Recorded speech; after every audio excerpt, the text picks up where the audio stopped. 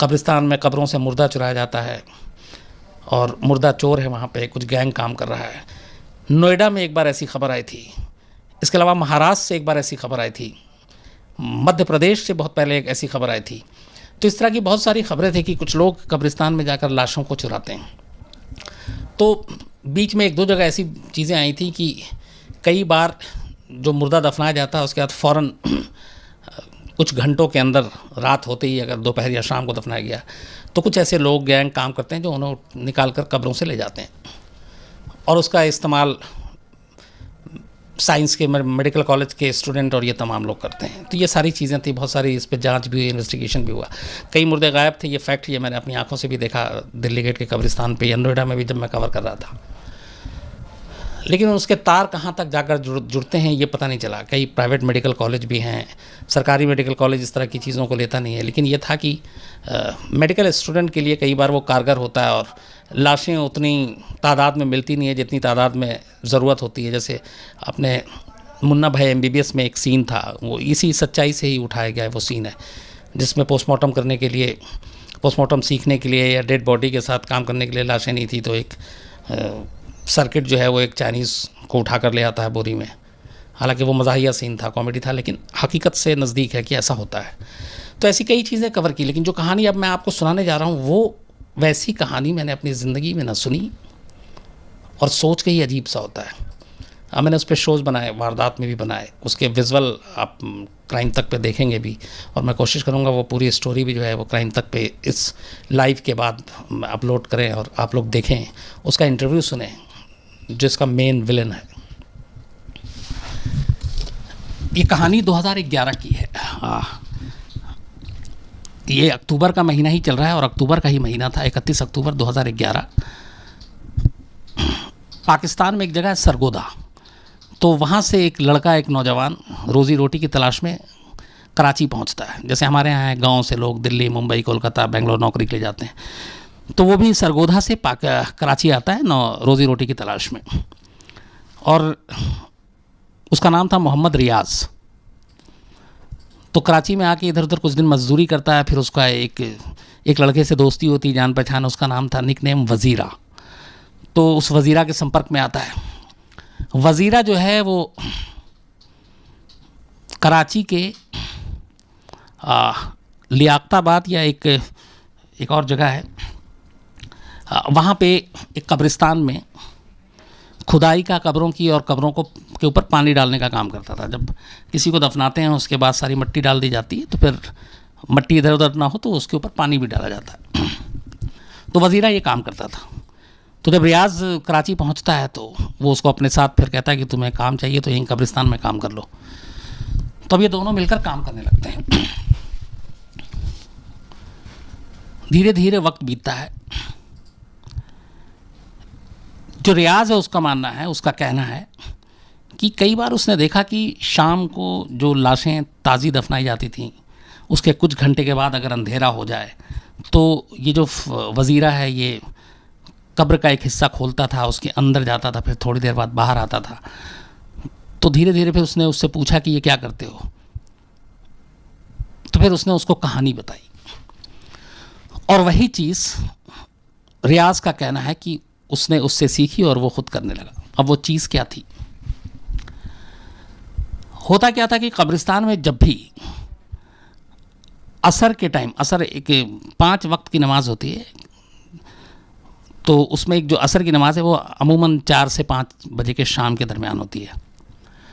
और मगरिब मतलब जब सूरज जैसे ही डूब जाता है उसके बाद नमाज होती है। तो उसका कहना था कि जैसे ही असर के वक्त कोई मुर्दा वहाँ दफनाने के लिए कब्रिस्तान लाया जाता था, तो ख़ास तौर पे इन दोनों की नज़र होती थी और उसमें रियाज़ की। तो 2 चीज़ें थी, एक जो मुर्दा है वो लाश मर्द की है, औरत की है, लड़की की है, ये कैसे पता चले? तो उसमें पाकिस्तान और कराची में एक रवायत है वहाँ पे कि जो लड़कियाँ या औरतें होती हैं, मरने वाली फ़ीमेल है, तो उनकी कब्र के इर्द गिर्द या उनकी कब्र पर एक चादर डाल दिया जाता है। तो उस चादर मतलब एक पर्दा है ताकि मर्द न देखें, जो दूर के रिश्तेदार हैं या पड़ोसी हैं, तो एक चादर डाल दिया जाता। तो उस चादर ये निशानी है जिस कब्र पे चादर हो कि ये कब्र किसी फीमेल की है, किसी महिला या लड़की की है। तो अब दो चीज़ें थी, जैसे ही रियाज और वज़ीरा ये देखते थे कि किसी कब्र पे चादर डाली गई है तो वो समझ जाते थे कि ये फीमेल है।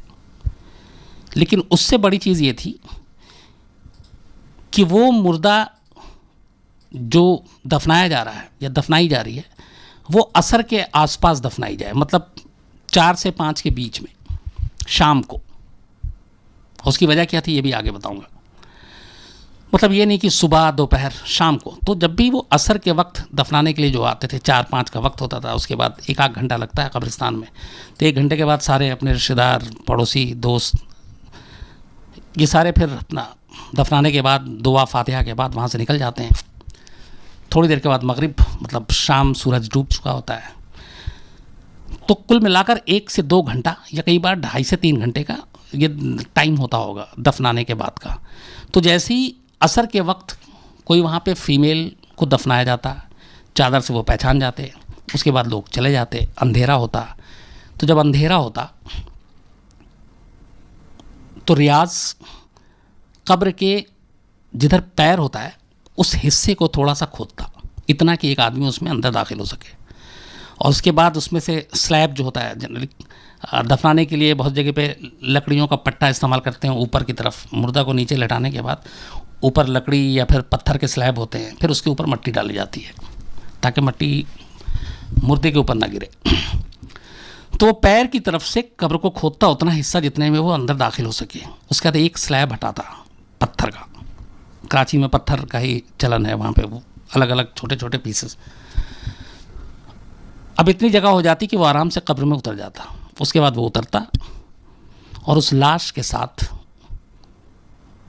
मतलब इसको रेप भी कहेंगे, ज़बरदस्ती कहेंगे, क्या मतलब कोई समझ में नहीं आ रहा कि एक्चुअली वो शब्द क्या होगा, क्योंकि मुर्दे के साथ रेप करना, ज़बरदस्ती आप कर नहीं सकते क्योंकि वो ऑलरेडी मुर्दा है, उसके अंदर जान नहीं है, विरोध भी नहीं कर सकता। लेकिन खैर जाकर वो अपनी पूरी हवस एक लाश के साथ जिसको 2-3 घंटे पहले दफनाया गया था वो करता, फिर बाहर आता, वापस वो स्लैब को फिट करता, मिट्टी वापस रख भरता, फिर से वो कब्र वैसी ही पूरी हो जाती और वो निकल लेता। और ये दोनों ही करते रहे, वज़ीरा और रियाज। फिर करीब कुछ समय के बाद, कुछ वक्त के बाद वज़ीरा की मौत हो जाती क्योंकि वो ड्रग्स भी लेता था और वो सारी जो रिपोर्ट आई। अभी अकेला बचता है रियाज और इसका सिलसिला जारी था उसके मरने के बाद भी। एक बार जिसने आखिरी बार जब की कहानी अब बता रहा हूँ इसको, क्योंकि वहीं से कहानी खुलती है। 2011 अक्टूबर का महीना था, 31 अक्टूबर की शायद बात है ये। शाम को असर के वक्त एक लड़की की लाश आती है वहाँ पे जिसकी मौत हुई थी, उसको दफनाया जाता है। दफनाने के बाद लोग चले जाते हैं। हमेशा की तरह जाने के बाद वो करीब अंधेरा होने का इंतज़ार करता है और जैसे ही अंधेरा होता है फिर वो पैर की तरफ से कब्र को खोदता है, उतना हिस्सा मिट्टी हटाता है, एक पत्थर का जो स्लैब था वो उसको बाहर निकालता है। इतनी जगह हो गई कि वो अंदर जा सकता है, अंदर जाता है और अंदर जाकर वो लाश के साथ ज़बरदस्ती करना या रेप करना शुरू कर देता है, अपनी हवस मिटाना। इसी दौरान अब चूँकि अंधेरा है कब्र के अंदर, कब्रिस्तान में भी अंधेरा होता है जनरली, लेकिन कब्र में और भी अंधेरा होता है। उसकी नज़र 2 चीज़ों पे पड़ती है। एक तो जो जनरली जो जिन्हें दफनाया जाता है वो कफन में उन चेहरा वेहरा सब ढका होता है। उस लड़की का चेहरे का हिस्सा थोड़ा सा खुला हुआ था तो उसका चेहरा दिख रहा था। कई बार ऐसा होता है कब्र में उतारने और इस दौरान में कुछ चीज़ें, कुछ गांठ खुल गई तो वो चेहरा उसका जो है, या कई लोग कफन को बहुत टाइट भी नहीं बांधते हैं कि तकलीफ़ ना हो मुर्दे को, ये मोहब्बत और वो होती है सारी चीज़ें, लेकिन खैर मुर्दे को कोई एहसास नहीं होता। तो वो चेहरा खुला हुआ था, उसकी दांत जो है इसको दिखाई देती है, दांत चमक रहा था। अचानक उसी बीच में दांत के बाद इसकी नज़र उसकी आंखों पे पड़ती है। उस लड़की की आंखें खुली हुई थी और उसकी आंखों से एक अजीब सी एक रोशनी सी आ रही थी, जो इसने खुद अपने इंटरव्यू में कहा है। तो इसको यह एहसास हुआ कि ये लड़की ज़िंदा है या ज़िंदा हो गई, या ये जो हरकत कर रहा है इसकी वजह से वो अचानक वो भूत बन गई या क्या बन गई। लेकिन ये बदहवास डर गया और चीखने लगा और चीखता चिल्लाता ये कब्र से अचानक बाहर निकलता है और बदहवासी में भागता है।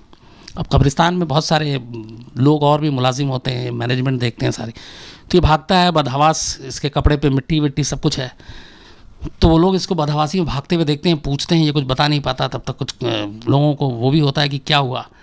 तो कुछ लोग कब्रिस्तान की तरफ जाते हैं तो उन्हें अचानक एक जगह एक पत्थर हटा हुआ और कब्र खुली हुई दिखाई देती कि वहाँ से मिट्टी भी है, पत्थर भी बाहर निकला है।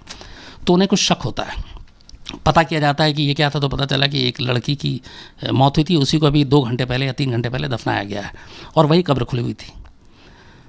तो कुछ लोगों को शक होता है, क्योंकि इससे पहले भी कई बार जब लोग दफना कर गए थे किसी महिला को, तो अगली बार जनरली जब इस तरह की मौत होती है तो लोग अगले कई दिनों तक लगातार पाबंदी से कब्रिस्तान जाते हैं, दुआएं करते हैं, कब्र के आसपास भी बैठते हैं अपनी तसल्ली के लिए, क्योंकि अपनों की मौत होती है तो तकलीफ़ होती है। तो कई बार लोग जब वहाँ गए तो पता चला कि उनकी कब्र, उन्होंने देखा कि ये हम तो इस तरीके से करके गए थे, ये अजीब सा ऐसा लगा, पहले खुला है फिर ज़बरदस्ती मिट्टी डाली गई है।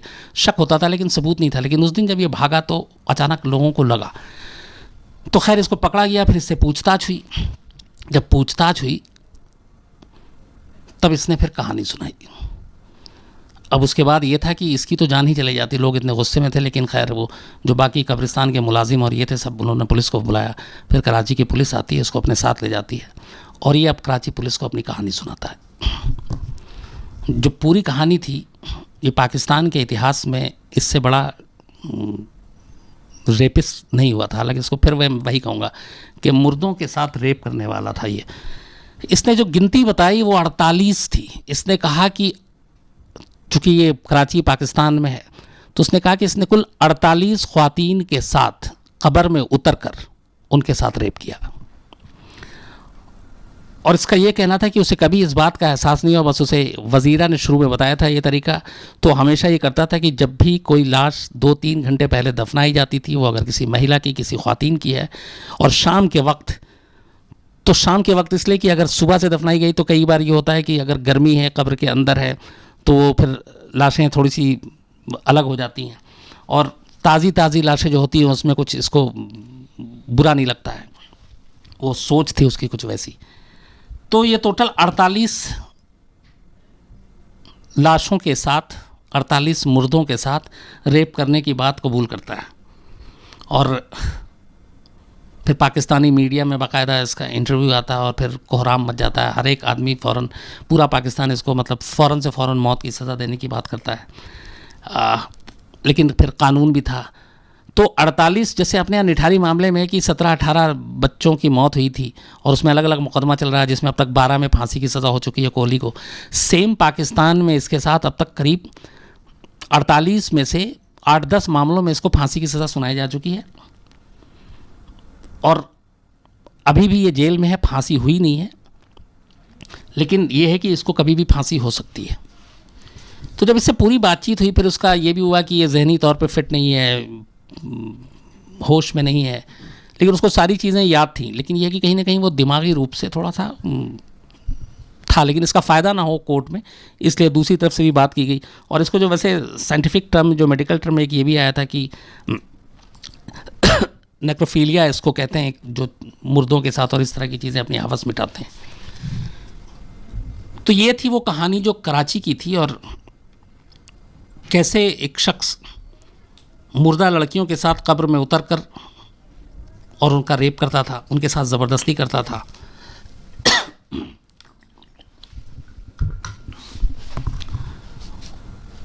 ये इसका एक पहलू था। दूसरा पहलू ये था कि जो इसने टाइम फ्रेम बताया कि हमने इतने महीनों में, ये 48 या 1.5 से 2 साल का वक्फा था, टाइम था गैप, उसमें इन 48 महिलाओं के साथ 48 कब्रों में उतरकर हमने ये किया। तो जब ये खबर फैली उस इलाके में, चूँकि कब्रिस्तान हर अपने इलाके के हिसाब से होता कि नियरेस्ट जहाँ पे होता वहाँ पे, तो वो जो इलाका था, और उस दौरान में जितनी भी वहाँ पे महिलाओं की मौत हुई थी, वो सारे घर वाले, उनकी जहनी हालत आप सोचिए, वो सब कब्रिस्तान जाते थे और वो कब्र, फिर पुलिस भी उसको लेकर गई निशानदेही के लिए कि बताओ तुमने कौन कौन सी कब्र खोदी, और वो जिस कब्र की तरफ इशारा करता था उस कब्र में लेटे मुर्दे के रिश्तेदारों के दिल, जहन, दिमाग पे क्या होता होगा, वो क्या कुछ सोच रहे होंगे, ये आपको मैं बता भी नहीं सकता और आप शायद सुन भी नहीं सकते। लेकिन उन 48 परिवार के लोगों के लिए ये गम मतलब आज भी वैसे ही है, क्योंकि ज़िंदगी भर ज़िंदा रहते हुए तमाम तकलीफ़ें मुसीबतें हम सब झेलते हैं, लड़ते हैं, जद्दोजहद करते हैं। मरने के बाद भी अगर क्राइम, जुर्म और ऐसी सोच ऐसे लोगों से पीछा ना छूटे तो ये बताए कि फिर इंसान जाए तो कहाँ जाए।